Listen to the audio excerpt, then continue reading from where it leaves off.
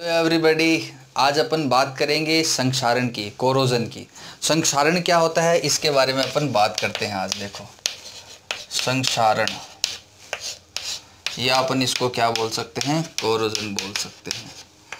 देखो, कहते किसको संक्षारण, तो अपन कहेंगे सामान्य अपनी भाषा में अपन बोलते हैं लोहे के रेफरेंस में जंग लगना। जंग लगने को अपन संक्षारण कह सकते हैं। लेकिन संक्षारण का मतलब ये होता है कि कोई भी जैसे धातु है, जैसे कोई भी धातु है, उस धातु की सतह पर एक ऑक्साइड की परत चढ़ जाती है, एक लवण की परत चढ़ जाती है, जिसका बनना, उस ऑक्साइड की परत का बनना या उस लवण की परत का चढ़ना जो है वो संक्षारण कहलाता है। यही चीज़ को अपन ऐसे समझ सकते हैं जैसे चांदी है, वो कई दिनों के बाद में अपन देखते हैं बदरंग हो जाती है, मतलब थोड़ी सी मटमैली रंग की हो जाती है।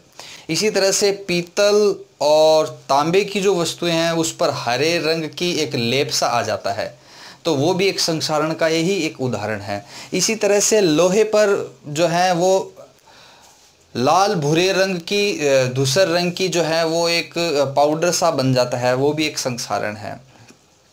तो संक्षारण बनता कैसे है, तो अपन कहते हैं जब भी कोई धातुएं वायु वातावरण के संपर्क में आती है तो धातुएं अपना इलेक्ट्रॉन त्याग देती है। अब एक बात बताओ, कोई भी धातु जो है वो इलेक्ट्रॉन त्याग करेगी तो धनायन बनाएगी। वो धनायन क्या करेगा, वातावरण की ऑक्सीजन के साथ में क्रिया करके ऑक्साइड बनाएगा। वो जो धातु ऑक्साइड है उसको बोलेंगे संक्षारण, यानी जंग लगना बोलेंगे। आपने देखा होगा कि लोहे पर जंग लगता है तो उसके ऊपर एक पाउडर सा बन जाता है, एक लोहे की एक धूसर परत सी आ जाती है, और उसकी वजह से वो लोहा जो है वो धीरे धीरे नष्ट होने लगता है। अन्य धातुओं के ऊपर लोहे को छोड़ करके, जैसे आप एल्यूमिनियम को ले लो या किसी अन्य धातु को ले लो, तो उसके ऊपर जो संक्षारण की यानी ऑक्साइड की जो परत बनती है, धातु ऑक्साइड की, मतलब धातु आयन और ऑक्सीजन दोनों रिएक्शन करके जो आपको धातु ऑक्साइड बनाएंगे, धातु ऑक्साइड बनाएंगे, वो धातु ऑक्साइड की जो परत है वो क्या करेगी, उस धातु के लिए, जैसे ये मैंने एक धातु ले लेता हूँ, इस धातु के ऊपर वातावरण की ऑक्सीजन ने क्रिया करके धातु का ऑक्साइड MXOY ऑक्साइड बना लिया। ये ऑक्साइड की परत जो है, MXOY की परत जो है वो इस धातु को ढक लेती है चारों तरफ से। जैसे ये परत आ जाती है तो ये आंतरिक धातु की आंतरिक परतें या आंतरिक सतह जो होती है वो वातावरणीय ऑक्सीजन और नमी से संपर्कित नहीं रह पाती है, नीचे वाली परत का संपर्क नहीं रह पाता है। किसकी वजह से, इस ऑक्साइड के बनने की वजह से, धातु का ऑक्साइड बनने की वजह से, जिससे धातु की नीचे वाली जो सतह है वो ऑक्साइड और आगे अधिक नहीं बन पाती है। क्लियर? कैसे भाई, वातावरण में ऑक्सीजन है और किसी धातु में धातु के परमाणु है, धातु के परमाणु ने इलेक्ट्रॉन त्याग करके वातावरण के ऑक्सीजन के साथ में धातु का ऑक्साइड बना लिया। जैसे ही वो धातु ऑक्साइड बन गया, वो धातु ऑक्साइड उसके धातु के ऊपर एक परत सी बना लेगा। वो परत जो है वो आपको चांदी में मटमैले जो है बदरंग दिखाई दे सकती है, और आपके पीतल जो है उसमें हरे रंग की हो सकती है, और इसी तरह से एल्यूमिनियम में भी हल्की मटमैली रंग की होती है। तो ये परत क्या करती है, नीचे वाले धातु के परमाणुओं को कवर कर लेती है उसके चारों तरफ। क्लियर? तो जैसे ही कवर करती है तो फिर उसके बाद में नीचे वाली परतें अब वातावरण के साथ संपर्कित नहीं रह पाती है, कांटेक्ट में नहीं होती है। तो फिर वातावरण की ऑक्सीजन जो है वो नीचे वाले धातु परमाणु को ऑक्सीकृत नहीं कर पाती है। नीचे वाले धातु परमाणु को जब ऑक्सीकृत नहीं कर पाएगी तो वहीं पे संक्षारण रुक जाता है। लेकिन लोहे के लिए ये काम ऐसे नहीं होता। लोहे के ऊपर जो लोहा, जैसे लोह धातु है Fe है, Fe में Fe2O3 ऑक्साइड बनता है, Fe2O3.XH2O ऑक्साइड की जो परत बनती है। जैसे ये Fe है, यहाँ लिख देता हूँ, ये Fe का एक धातु के एक छड़ है जिसमें खूब सारे Fe के परमाणु हैं। वो इलेक्ट्रॉन त्यागते हैं, Fe+2 आयन बनाते हैं, फिर वो Fe+3 में बदल जाते हैं। वो Fe+3 क्या करते हैं, वातावरणीय ऑक्सीजन के साथ में रिएक्शन करके Fe2O3.XH2O बनाते हैं। ये एक ऑक्साइड बन गया, नमी युक्त ऑक्साइड बन गया। इसको आपने कहा कि जंग लग गया इसके ऊपर ऊपरी सतह पर, लेकिन ये जो जंग लगा है ये एक ऑक्साइड बना रहा है। ऑक्साइड की ये जो परत है ना, वो इस परत में जैसे अन्य धातुओं में एक सतत परत होती है जो इस धातु को पूरी तरह से ढक लेती है अन्य ऑक्साइडों में, लेकिन लोहे के केस में ये परत जो होती है वो सतत नहीं हो पाती है, मतलब बीच में असतत होती है, टूटी टूटी सी होती है। इस वजह से अभी भी वातावरणीय ऑक्सीजन और नमी के संपर्क में नीचे वाली Fe परमाणु रहते हैं। क्यों भाई? क्योंकि ये परत, ये जो Fe2O3.XH2O की जो ऑक्साइड की परत है, ये क्या नहीं है, ये सतत नहीं है अन्य धातुओं की अपेक्षा। अन्य धातुओं में तो क्या होता है कि ये परत सतत होने के कारण एक बार ऑक्साइड की परत बन जाती है तो उस धातु को कवर कर लेती है, जिससे नमी और ऑक्सीजन उसके साथ संपर्कित में नहीं रहती है। लेकिन Fe के केस में क्या होता है, ये परत असतत होने के कारण अभी भी नीचे वाले Fe परमाणु जो होते हैं वातावरण और नमी के साथ में संपर्कित रहते हैं। इसलिए संक्षारण लगातार चलता रहता है, लगातार जंग लगता ही रहता है, लगता रहता है, जिसकी वजह से लोहा धीरे धीरे नष्ट होने लगता है। लेकिन इसकी वजह से नुकसान भारत जैसे देश में करोड़ों रुपए का नुकसान होता है। एक आंकड़े के अनुसार एक साल में 25,000 करोड़ रुपए का नुकसान होता है। एनुअल एस्टिमेटेड लॉस है ये, एक अप्रोक्सीमेट बताए 25,000 करोड़ का नुकसान होता है सिर्फ लोहे के संक्षारण होने से। क्योंकि लोहे से क्या क्या बनते हैं, लोहे से मकान बनाने में काम आते हैं, वाहन बनाने में काम आते हैं, जहाज बनाने में काम आते हैं, बहुत सारे विशेष उपकरण जो हैं वो लोहे से बनाए जाते हैं। इंडस्ट्री की जितनी भी मशीनरी वगैरह सारी जो है वो लोहे से बनती है। अधिकांशतः उपकरण जो है वो लोहे से बनते हैं। वो लोहा संसारित होने से भारत में 25,000 करोड़ रुपए अप्रोक्सीमेट हर साल लॉस होता है इतने पैसों का। ये सिर्फ इस वजह से, अगर ये परत ऐसे असतत होना हो और मान लो कि एक बार ढक ले तो फिर संक्षारण लगातार नहीं होकर के रुक जाएगा, लगातार नहीं होगा। लेकिन ये ऑक्साइड की परत होती असतत है। अच्छा, फिर एक बात ये आती है कि भाई ये ऑक्साइड, ये ऐसे लोहे का जंग लग गया, जैसे लोहे का जंग लगना अपन ने कह दिया, लेकिन लोहे के जंग लगने में हम ये कहते हैं कि इसमें जो धातु है वो एक सेल की तरह काम करती है। मतलब कि संक्षारण का समझना, इसकी जो केमिस्ट्री है कि भाई ये कैसे हुआ, इसकी जो केमिस्ट्री है वो बहुत ज़्यादा जटिल है, कॉम्प्लिकेटेड है इसकी केमिस्ट्री। इसका रसायन जो है वो, इसके रासायनिक अध्ययन जो करना है वो बहुत ज़्यादा जटिल है। फिर भी हम क्या मानते हैं, ये मानते हैं कि शायद इसमें किसी सेल का निर्माण हुआ है, विद्युत सेल का निर्माण हुआ। सेल के निर्माण की वजह से ये ऑक्साइड बनना है। सेल के निर्माण किस तरह से ऑक्साइड बनता है इसके बारे में देखना कैसे होता है। जैसे मैं आपको समझाऊं, मान लीजिए आपके पास में ये एक धातु है और ये धातु जो है वो आयरन है, लोहा है, Fe है, Fe धातु है। ये Fe धातु होने के कारण क्या होगा कि इस धातु में खूब सारे Fe परमाणु उपस्थित है। ये Fe परमाणु क्या करते हैं पता है, धातुएं इलेक्ट्रॉन त्याग करके धनायन बनाती है। पता है ना आप लोगों को, धातुएं क्या करती है, इलेक्ट्रॉन त्याग करके धनायन बनाती है। तो इस धातु का एक सिरा जहां पर Fe ने इलेक्ट्रॉन त्याग करके धनायन बनाया है तो वो सिरा एनोड का काम करने लगता है। और आपको मैंने पहले वाले लेक्चर्स में से कह ही रखा है कि एनोड उसे कहते हैं जिस पर ऑक्सीकरण होता है। और ऑक्सीकरण किसे कहते हैं, इलेक्ट्रॉन का त्याग करना क्या कहलाता है, ऑक्सीकरण कहलाता है। तो यहाँ पर Fe, इस धातु की, ये धातु की छड़ है, इसमें क्या होगा, Fe धातु के परमाणु वो क्या करते हैं, इलेक्ट्रॉन त्याग करके Fe+2 आयन बनाते हैं, इलेक्ट्रॉन का त्याग कर देते हैं। और जिस पर ऑक्सीकरण होता है, मतलब ये ऑक्सीकरण हुआ ना, इलेक्ट्रॉन का त्याग करना, तो जिस पर ऑक्सीकरण होता है उस सिरे को हम क्या करते हैं, क्या मानते हैं, एनोड मानते हैं। तो एक तरह से एक धातु की छड़ का एक सिरा एनोड का काम करता है, ये हमको ध्यान रखना है। अच्छा, मैं थोड़ा सा क्या है कि पहले से लेके चलता हूँ, आगे तुम्हें समझा दूंगा कि ये 2Fe+2 4 इलेक्ट्रॉन का त्याग करेगा। एक Fe 2 इलेक्ट्रॉन का त्याग करता है, एक Fe+2 बनाता है, तो 2 Fe क्या करेंगे, 4 इलेक्ट्रॉन त्याग करेंगे, 2Fe+2 बनाएंगे। आगे 4 मेरे को इलेक्ट्रॉन चाहिए, इसलिए मैंने बैलेंस लेके ही चला है, ठीक है। आगे ये उतने यूज होगा। तो भाई बात समझने की यह है कि यहाँ इस किनारे के Fe परमाणु ने क्या किया, वातावरण की उपस्थिति में 2 इलेक्ट्रॉन त्याग करके Fe+2 आयन बना लिया। और Fe+2 आयन का बनना, 4 इलेक्ट्रॉन का निकलना, ये तो कौन सा काम हो गया, तो आप बोलेंगे कि ये तो ऑक्सीकरण हो गया धातु का। और धातु का ऑक्सीकरण जिस सिरे पर होता है वो सिरा किसका क्या काम करता है, एनोड का कार्य करता है। यहां पर हो गया ये काम। अब भाई आयन तैयार है और इलेक्ट्रॉन भी तैयार है, ये इलेक्ट्रॉन ले लो, कोई भी कैथोडिक भाग जो है इन इलेक्ट्रॉनों को ग्रहण कर सकता है, इसके लिए इलेक्ट्रॉन त्याग है, तैयार है। अब ये इलेक्ट्रॉन क्या करेंगे, इस धातु की सतह से यहां से दूसरे सिरे पर पहुंचेंगे। ये 4 इलेक्ट्रॉन यहां से निकले और इस तरफ पहुंचेंगे।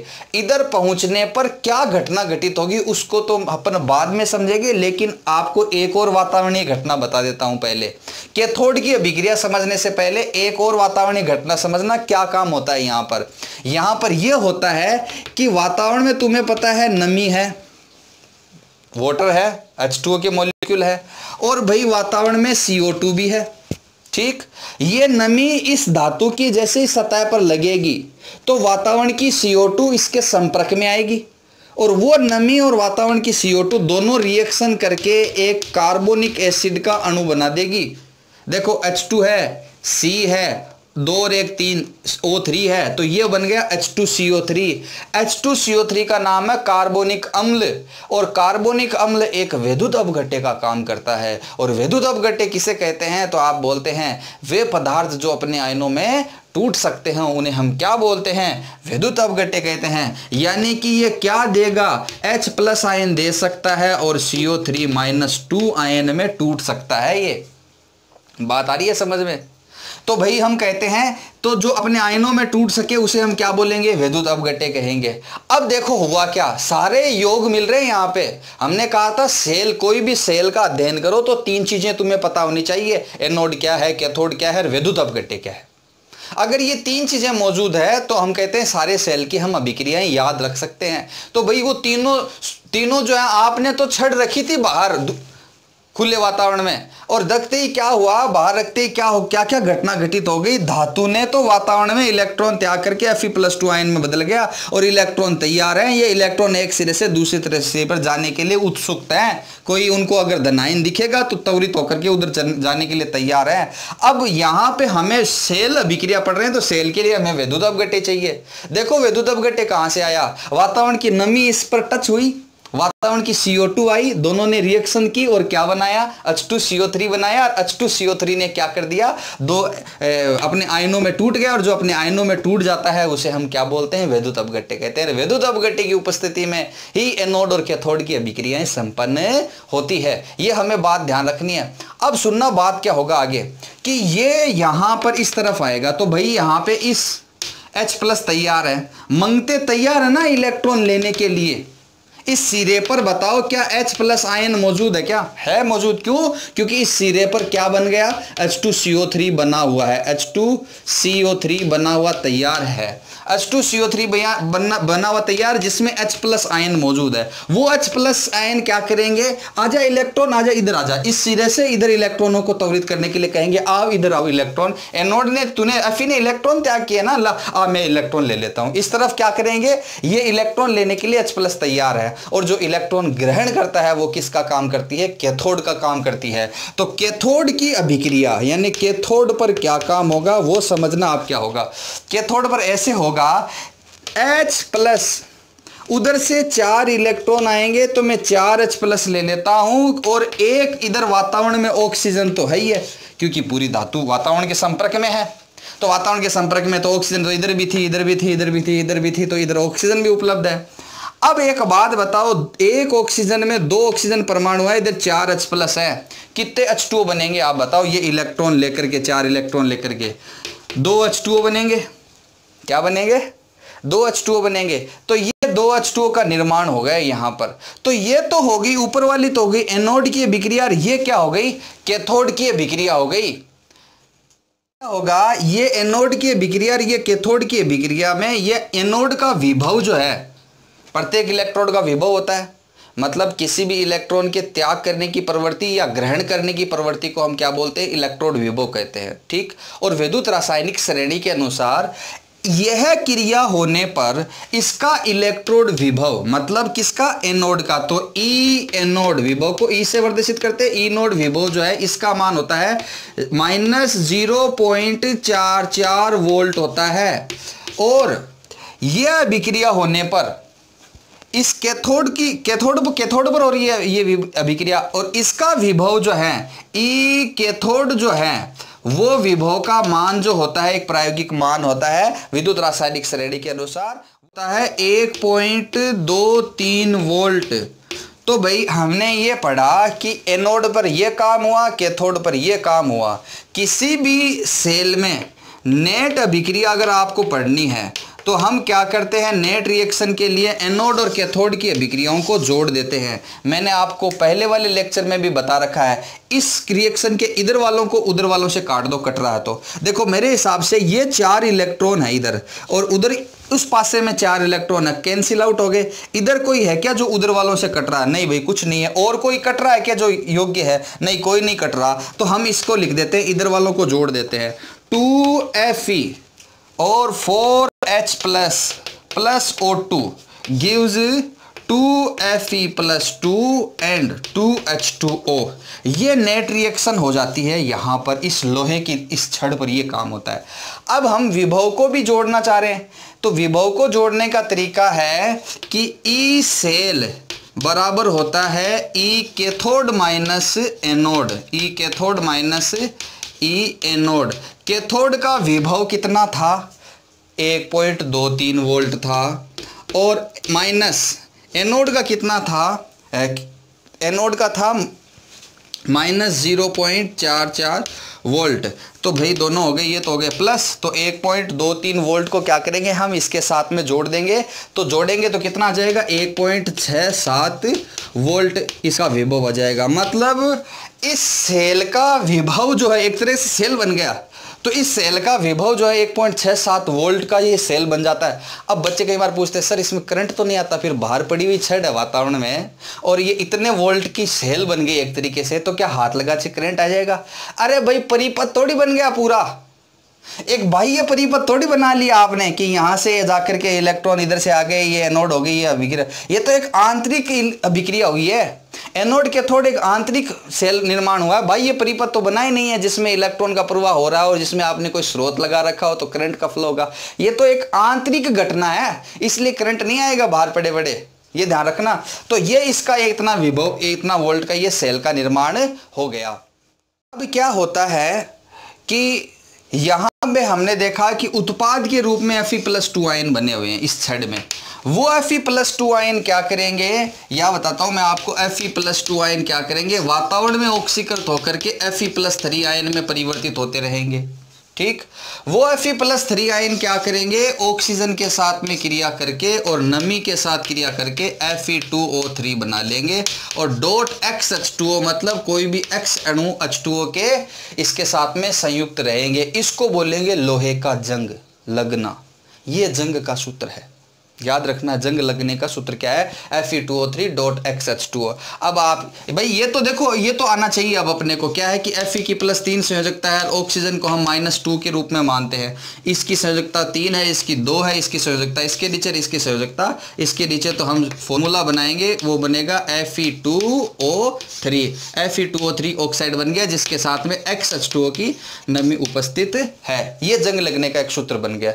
ये काम हुआ है, इस तरह से ये जंग लगा है। ठीक, ये जंग लगने तक अपन यहां तक बात कर सकते हैं।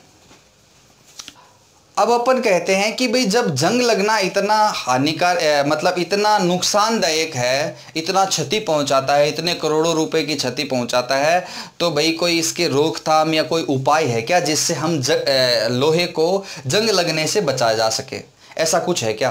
तो वो मैं आपको बाद में बताऊंगा, लेकिन एक बार हम इस पे फिर से फोकस कर लेते हैं कि इसमें हुआ क्या क्या था। देखो, हमने कहा था कि हम लोहे का जंग लगना विशेषकर पढ़ते हैं, तो उसमें हम ये कहते हैं मान लीजिए ये कोई सामान्य कोई अन्य धातु है, तो मैंने कहा इस धातु पर क्या करेगा, वातावरणीय ऑक्सीजन के साथ क्रिया करके वो ऑक्साइड बनाएगा। ऑक्साइड की एक सतत परत बन जाती है जो अन्य धातुओं के परमाणुओं को वातावरण से संपर्क टूट जाता है, मतलब नीचे वाली परत धातु के संपर्क में नहीं रहती है, क्योंकि वो सतत परत बनती है। लोहे के केस में मैंने कहा Fe2O3.XH2 बनता है, जैसा कि मैंने अभी यहाँ पे बताया आपको, वो जंग का एक परत बनती है, लेकिन वो परत सतत नहीं होती है, टूटी फूटी सी होती है, जिससे वातावरण और नमी लोहे के आंतरिक सतह से भी संपर्कित रहते हैं, जिसकी वजह से संक्षारण लगातार चलता ही रहता है। क्लियर। फिर हमने कहा कि कैसे होता है, तो मैंने कहा कि मान लीजिए ये धातु की एक छड़ है जिसके एक सिरे में Fe परमाणु ने इलेक्ट्रॉन त्याग किया है, Fe+2 आयन बनाया है, Fe+2 आयन बनाया है, साथ में इलेक्ट्रॉन का त्याग किया है, और जहां पे ऐसा काम होता है वो एनोड का कार्य करती है। तो यहां एक सिरा एनोड का काम करेगा, दूसरे सिरे पर वातावरण में एक घटना घटित होगी कि वातावरण की नमी यहां पे रहेगी, तो वातावरण की CO2 यहां आकर के H2CO3 बना लेगी। वो H2CO3 क्या देंगे, H+ आयन देंगे, और वो H+ आयन उधर से इन 4 इलेक्ट्रॉन को अपनी तरफ आकर्षित करेंगे, और नमी तो है ही, ऑक्सीजन तो है, तो ये 4H+ और ये 4 इलेक्ट्रॉन और O2 के साथ रिएक्शन करके 2H2O बना लेंगे। तो ये होगी कैथोड की अभिक्रिया, यानी इसका एक सिरा एनोड दूसरा सिरा कैथोड, ये एनोड कैथोड को नेट रिएक्शन लिख देंगे। इसका विद्युत रासायनिक श्रेणी के अनुसार इतना विभव होता है और कैथोड का विभव इतना होता है, दोनों को जोड़ा तो 1.67 वोल्ट का हमें विभव प्राप्त हुआ। अब हम ये समझते हैं कि इस ऑक्सीकरण होने के बाद में Fe+2 आयन ने क्या कर दिया, और वातावरण की उपस्थिति में Fe+3 आयन बना लिए, और वो Fe+3 आयन ऑक्सीजन से संपर्कित होकर के Fe2O3 और नमी XH2O के साथ में जुड़ करके एक जंग लगने का प्रोसेस हो गया। ठीक। अब हम ये कहते हैं कि आखिरकार इसकी रोकथाम क्या है, उपाय क्या है, उसको देखना। हम रोकथाम क्या क्या पढ़ते हैं। देखो, रोकथाम उपाय या रोकथाम करने बहुत जरूरी है, क्योंकि हमें पता है इससे पैसों की तो हानि होती है, लेकिन दुर्घटना से भी बचा जा सकता है, क्योंकि संक्षारण होने से जो पुल बने हुए हैं, जो जहाज बने हुए हैं, उनमें अगर संक्षारण हो रखा है तो कहीं दुर्घटना ना हो जाए, इसके बचाव के लिए हमें उसकी रोकथाम करनी जरूरी है। और रोकथाम करने के लिए क्या करते हैं, सबसे पहला उपाय है कि किसी पदार्थ का लेपन कर दें, किसी पदार्थ के द्वारा लेपन कर दें। जैसे आप कह सकते हैं, जैसे कि नंबर 1 लोहे के ऊपर कोई चिकना पदार्थ लगाते, नंबर 2 लोहे के ऊपर ग्रीस लगा दें, ग्रीस बिछा करके, नंबर 3 लोहे के ऊपर पेंट कर दें। ये तरीके हो सकते हैं किसी पदार्थ के द्वारा लेपन करने के, उसको हम बाहरी वातावरण से फिर ऐसा करने से बचा सकते हैं। दूसरा तरीका है बलिदानी सुरक्षा। नंबर 2 बलिदानी सुरक्षा।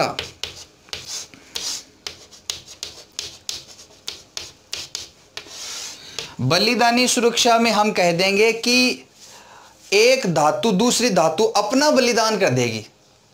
कैसे कि आप मान लीजिए एक सक्रिय धातु जैसे लोहे की छड़ है, और वो आपको पता है नमी और वातावरण के साथ या पानी के संपर्क में आने से उस पर जंग लगेगा। ठीक, जंग पाउडर बनेगा। तो आप क्यों ना ऐसा करो कि कोई ऐसी धातु के पतली परत चढ़ा दो जो कह दे कि भाई मुझे मार पहले। वातावरण को कह दे कि अगर ए नमी और ऑक्सीजन और वातावरणीय कारक सबसे पहले मेरे को संसारित करो, तो क्या होगा, वो परत पहले संसारित हो जाएगी, जिससे नीचे वाली जो है वो लोहे की वस्तु जो है वो बच जाएगी। इसको बोलते हैं बलिदानी सुरक्षा।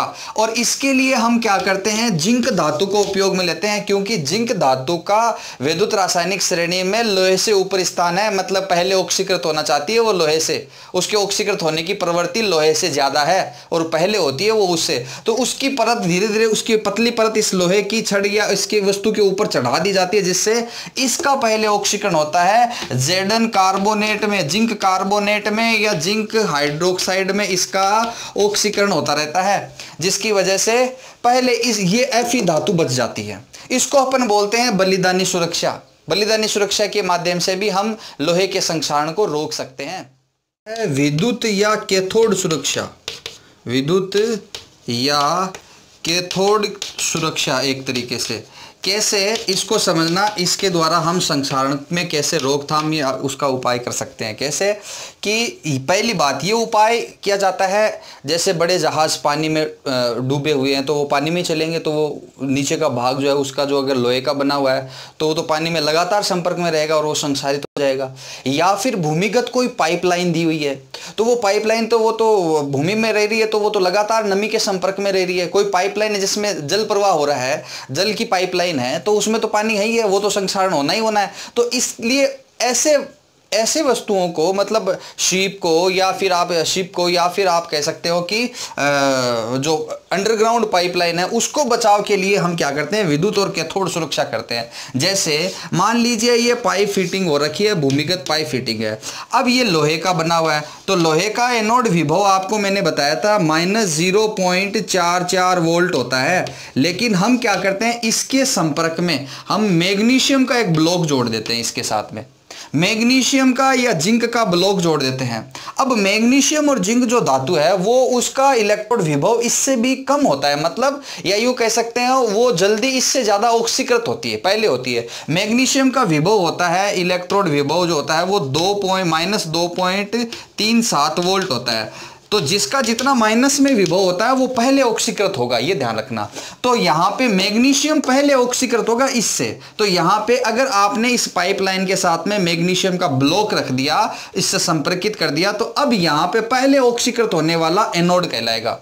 तो पहले तो ऑक्सीकरण होगा इसका और फिर बाद में लोहे की बारी आएगी ऑक्सीकरण होने से। इसको अपन बोल देते हैं विद्युत और कैथोड सुरक्षा। तो इसको Fe को एक तरीके से हमने कैथोड टाइप के बना दिया, क्योंकि उससे पहले तो एनोड का काम कौन कर रहा है, मैग्नीशियम कर रहा है, क्योंकि मैग्नीशियम का विभव ज्यादा ऋणात्मक है इससे, और जिसका ज्यादा ऋणात्मक होता है वो पहले एनोड का काम करेगा। बात आई समझ में? तो इसको तो अपन बोलेंगे विद्युत और कैथोड सुरक्षा। अब कम क्रियाशील धातु का लेप, धातु की परत चढ़ाना, परत कह दो या आप कह दो लेपन करके। जैसे आप यूँ कह देंगे कि लोहे की एक छड़ है, तो लोहे की कोई वस्तु बनी हुई है, उस पर उन धातु की पतली परत चढ़ा देंगे जो संक्षारित होती नहीं आसानी से, बड़ी मुश्किल से होती है। जैसे निकल है, जैसे क्रोमियम है, जैसे कॉपर है, एल्यूमिनियम है, इनका संक्षारण बहुत कम होता है, न के बराबर होता है इनका संक्षारण। तो ऐसी वस्तुओं को भी हम क्या कर सकते हैं, कम क्रियाशील धातुओं को भी हम, या यूं कह दो अक्रियाशील धातुओं को भी हम इसके ऊपर धातु की Fe के ऊपर लेपन करके भी हम इसको संक्षारण से बचा सकते हैं। तो बच्चों आज अपन ने ये पढ़ा है संक्षारण, जिसमें हमने संक्षारण क्या होता है, क्यों होता है, और इसके उपाय क्या है, और इसकी हानियां क्या है, और इससे कैसे बचा जा सकते हैं। ठीक है।